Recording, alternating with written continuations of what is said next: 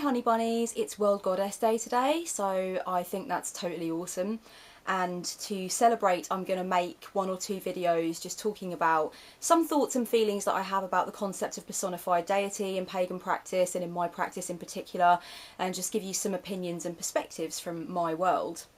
The first thing I wanted to mention was that I've come across an attitude kind of on and off as I've journeyed through my own spiritual experience.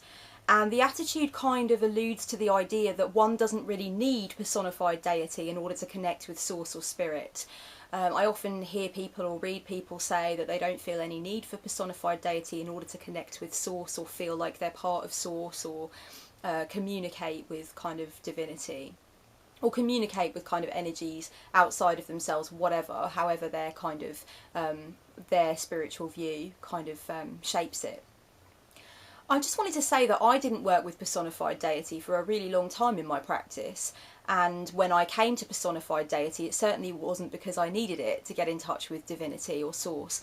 I worked for a really long time without any matron or patron, without any real connections to any gods or goddesses. Of course, there were certain ones that I was interested in and kind of favoured from when I was younger, when we did our school projects on kind of like ancient Greece or ancient Egypt. I certainly felt connected to certain goddesses, but it never occurred to me at all to place them into my practice or to have any kind of working relationship with them or to explore them in any greater depth than just having an interest and a familiarity with those particular goddesses. I came to personified deity in a roundabout kind of way from realising the difference between soft polytheism and hard polytheism. It kind of occurred to me in my mid-20s that a great many people bond with deity and research pantheons and have an interest in mythology based on this idea that the myths and the gods that populate those myths are really connected to archetypes and are really connected to the collective unconscious, and also show us illustrations of how man in each era and civilization chose to interpret that feeling of being connected to source and connected to the divine. So that's really where my interest started, and it certainly had nothing to do with feeling like I needed a matron deity or anything of that nature. I certainly didn't. I already felt that I was more than connected to source, more than connected to the source within and without, having transpersonal experiences quite happily without the aid of a personified deity. It was something that I came to because I realised and I learned for myself that the archetypes and the collective unconscious and the power of human symbolism meant something to me in my practice. And so I really wanted to connect with that. So that's how it started for me. I do think there's somewhat of a misconception when it comes to this idea that certain people kind of need personified deity. They have some kind of missing link and they can't get in touch with personified deity, with source, sorry, without personified deity. So I just wanted to clear up that misconception.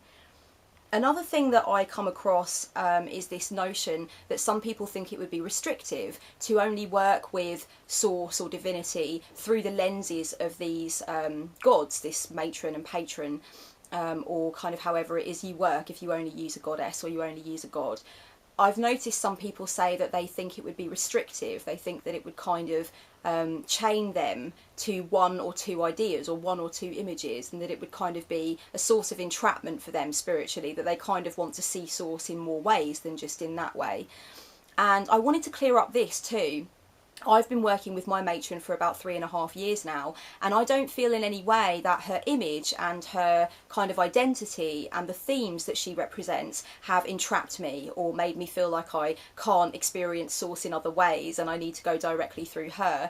That hasn't been my experience at all. Actually, I really feel like with my relationship with my matron, it's really been about getting underneath the archetype, like underneath this surface layer of the archetype, underneath what we know of her and kind of have come to appreciate about her from a kind of generalised perspective. And it's about going deeper and actually experiencing the primal energies and the very real concepts that she's associated with. And that can go in any number of different ways. So I think that's really exciting. And I also want to point out that my matron deity is not central to every Sabbath. She's not central to every ritual.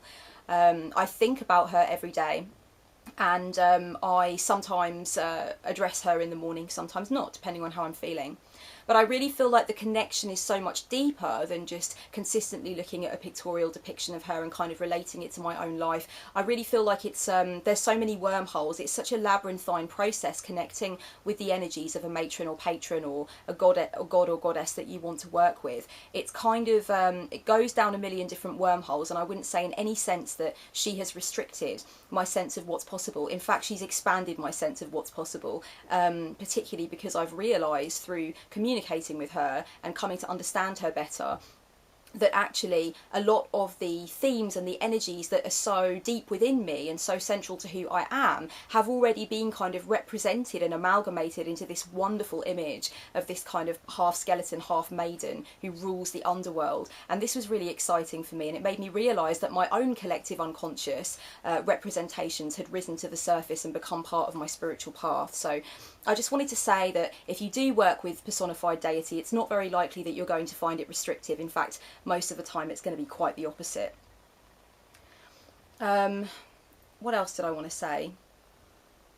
I wanted to mention that I selected my matron deity in accordance with the energies and the themes that kind of make sense to me, and I'm going to talk in my other video about how I selected my matron and how you can identify with a matron or patron, or in fact just certain gods that you want to explore, because I think sometimes there are some restrictive views on that, or maybe some misconceptions about that, so I kind of wanted to add my voice to that as well. And I also wanted to mention that really for me, the idea of matrons and patrons has got a lot to do with the idea of creating art or creating poetry to describe how you feel about God. For me, it's not a lot different. So for people who say that it's restrictive or could potentially be restrictive to work with certain gods and goddesses and identify with them over time and learn more about them over time, I suppose from an outside perspective it does look kind of like you're settling for just one image or just one kind of theme. But I really feel like if you've ever read any poetry by the Sufi poets like Hafiz or Rumi, you will know that poetry to explain how one feels about divinity is incredibly illuminating, and it can really tap you into a transpersonal moment in a really kind of intense and electrifying way. And many people kind of paint pictures to explain how they feel about God and how they feel about their connection to God. And so much of that stuff is just so big and so epic, and it taps you in to your own responses and makes you think more about what divinity means to you. Now, to me, the images of the gods and goddesses are no different, really. They are kind of like artistic representations from the mind of man to explain different energies in nature and different primal forces, and to explain how we connect them to our own sense of human experience. So for me, it's not a lot different, and that's something that I wanted to mention too.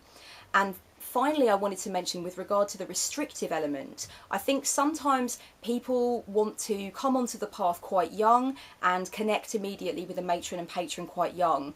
And I suppose in a sense that can be restrictive, but I think it's only restrictive if one kind of clings on to the idea that they need to adopt their matron and patron for life. And so if they choose their matron or patron when they're like 15, 16 years old, that can get a bit kind of murky when they get to like 25 or 30 years old, and they find that their outlook has changed and the energies that they want to connect with have changed, and they're maybe interested in different parts of nature's cycle or different parts of the divine power. So they might feel an incredible sense of guilt at kind of leaving those old deities behind and kind of searching in new territory.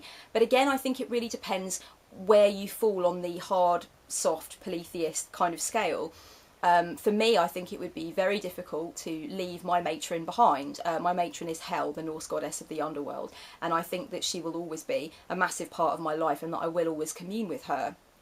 But there have been other goddesses and gods that I've kind of danced with and then I've kind of moved on from, and I never dedicated myself to them or anything like that. It was purely an exploration. I wanted to learn something. I felt that draw, and I knew that there was something there. There was something that I needed to learn. And once they'd imparted the lesson, I felt completely comfortable with kind of moving on and knowing that that deity would always have a special place in my heart, but obviously it didn't feel natural to carry on. It didn't feel natural to dedicate or do rituals, etc.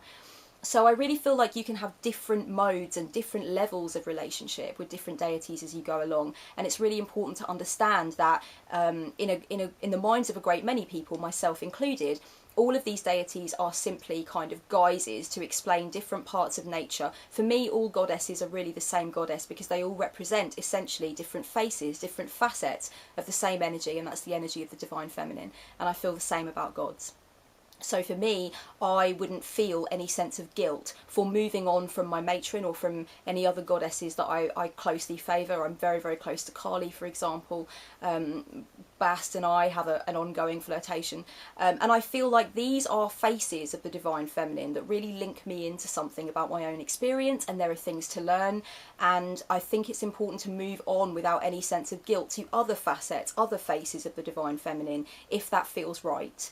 And if you come to a point where you realise you've learned everything that there is to learn. Because I really feel, for example, that if I was to move on from Hel and go on to another goddess, I feel like I'd still be working with Hel, but in another outfit, in another guise, another face, a different kind of side to the divine feminine. But really I feel like it all comes back to worshipping the divine feminine within me and within everything.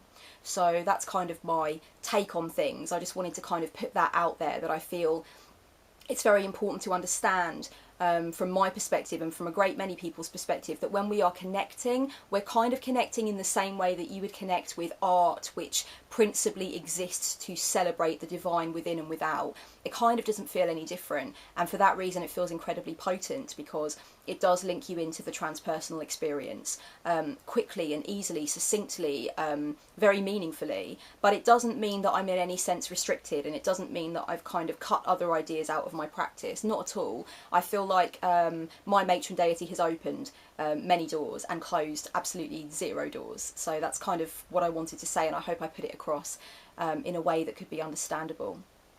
Much love and happy World Goddess Day.